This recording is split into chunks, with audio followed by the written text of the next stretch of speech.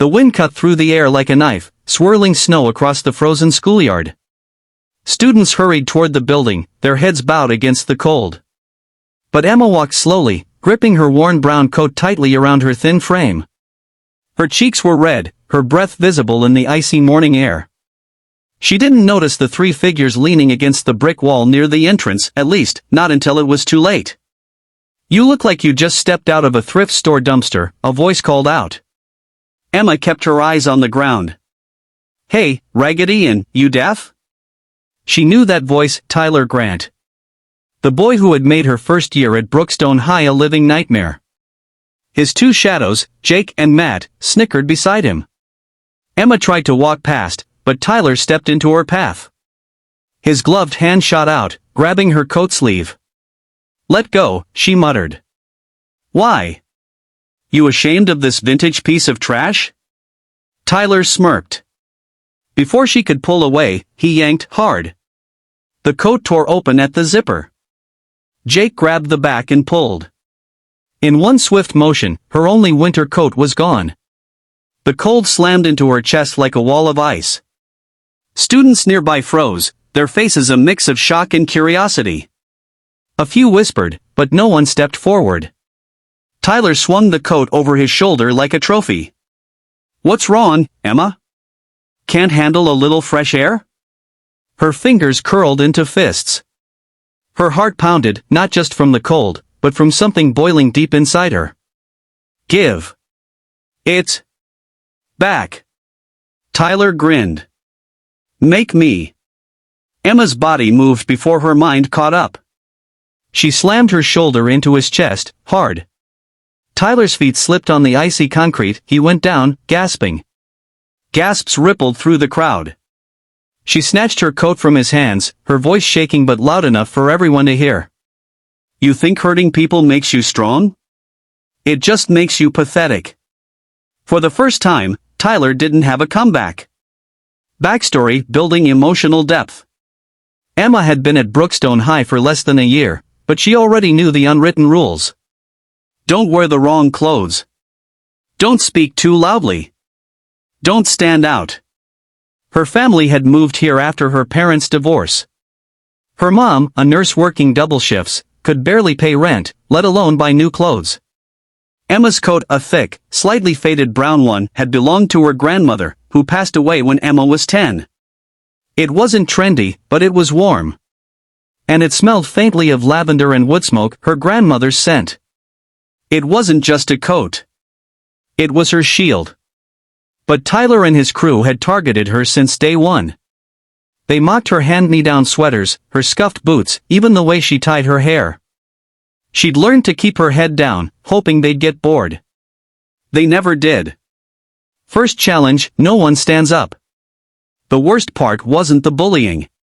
It was the silence. Her classmates saw what happened: the cruel comments, the shoved books, the whispered insults in the hall. But no one spoke up. Some were afraid of becoming the next target. Others just didn't care. Emma once overheard two girls talking in the restroom. "Did you see Tyler knock Emma's lunch tray over yesterday?" one giggled. "Yeah. I feel bad for her, but, it's not my problem," the other replied. Those words hit harder than Tyler's shoves. Second challenge: a test of patience. 1 week before the coat incident, Emma had been carrying art supplies for a school project. Tyler accidentally bumped into her, sending everything crashing to the floor. The paint splattered across her shoes, ruining the one nice pair she owned. She'd felt the sting of tears in her eyes, but she'd bent down quietly to clean the mess. Tyler had laughed, calling her pathetic. Her grandmother's voice echoed in her head: "Never let anyone take your warmth, Emma, not from your body, not from your heart." She swallowed her anger that day. But she wouldn't swallow it forever. The breaking point: the coat incident expanded. The morning of the coat incident, Emma woke up to see frost on her bedroom window. Her breath misted in the air. She pulled her coat from the hook by the door, pressing her face into the familiar fabric for warmth before stepping out into the bitter wind. She hadn't eaten breakfast, there wasn't much food left until payday, but she told herself she'd be fine. When she reached school, the snow had started falling in thick, heavy flakes. Students rushed to get inside. She was halfway across the yard when Tyler spotted her. What happened next felt like slow motion: the grab, the tearing sound of fabric, the rush of cold against her skin. And then, the slam. When Tyler hit the ground, Jake and Matt stepped forward, but something in Emma's eyes stopped them. She wasn't scared anymore. She wasn't small. She was done being their target. The aftermath ripples through the school. By lunch, the story had spread. Emma knocked Tyler down. Whispers traveled from table to table. Some kids looked at her with newfound respect. Others simply avoided Tyler's crew. That afternoon, the principal called both Emma and Tyler into the office. The boys were suspended for a week.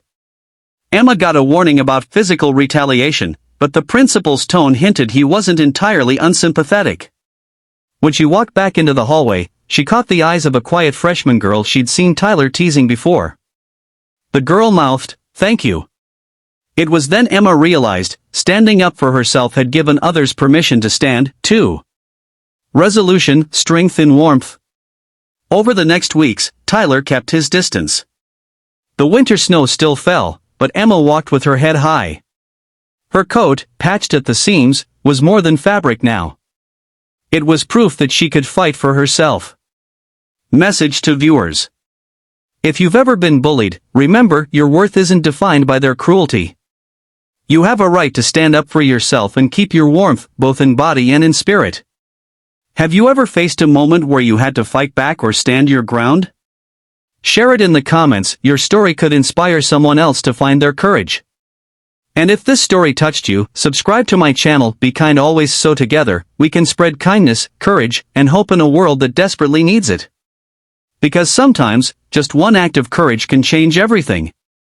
Blue Heart.